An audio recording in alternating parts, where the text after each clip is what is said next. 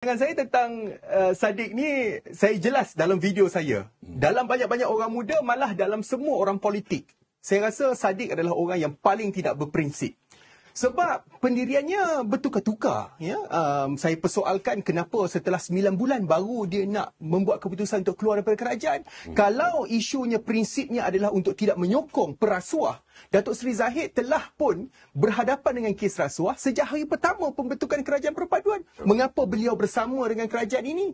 Dan ketika itu beliau dilayan dengan begitu teruk. Tidak dipanggil mesyuarat dan macam-macam lagi lah. Tidak ada rundingan dengan parti muda. Tapi dia muka tebal untuk terus bersama dengan kerajaan hari ini. Sebab apa? Sebab kuasa yang dia sanggup untuk gadaikan maruah dan prinsipnya. Tetapi setelah 9 bulan, berlaku pelbagai perkara ini, akhirnya beliau membuat keputusan untuk keluar daripada kerajaan ini. Adakah sebab kes Datuk Seri Zahid ataupun sebab-sebab lain? Adakah sebab beliau telah melihat bahawa popularitinya makin merudum apabila beliau terus dengan kerajaan perpaduan hari ini? Ataupun beliau melihat bahawa sekiranya beliau nak mendapatkan sokongan daripada orang muda, maka beliau perlu tunjukkan yang beliau ini vokal. Sebab ini saja sudah jelas menunjukkan yang dia tidak berprinsip. Kalau nak dilihat, kita flashback sebelum ini. Tahun 2018, beliau bersama dalam kerajaan Pakatan Harapan. Ya, Pakatan Harapan sekarang bersama kita, tapi kita melihat kerajaan 2018 Tun Mahathir menjadi Perdana Menteri. Apa yang tak dilakukan ketika itu? Ya, soal bagaimana rakyat ditekan. Apa suaranya ketika itu?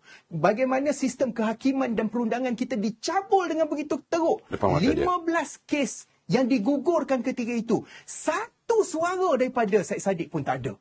Jadi apa prinsip yang dia nak kata? Soal agama, soal anak muda, semua itu ditekan yang begitu hebat ketika beliau menjadi Menteri Kabinet 2018. Jadi saya tak nampak di mana perjuangannya. Yang saya nampak sebenarnya, Saddiq ini adalah seorang yang populis, yang mencari peluang-peluang, seorang opportunis, nak melihat ke mana arah yang boleh dibawa supaya orang muda dapat bersama dengan beliau. Dan sekarang ini, dia nak gadaikan prinsipnya dengan memperlakukan sistem perundangan kita ini seolah-olah begitu teruk sekali, sedangkan hari ini dia tak dapat pun nak menunjukkan apa fakta-fakta kes yang boleh diketengahkan, yang mengatakan bahawa keputusan Peguam Negara dan Mahkamah adalah tidak adil dalam kes Datuk Seri Zahid.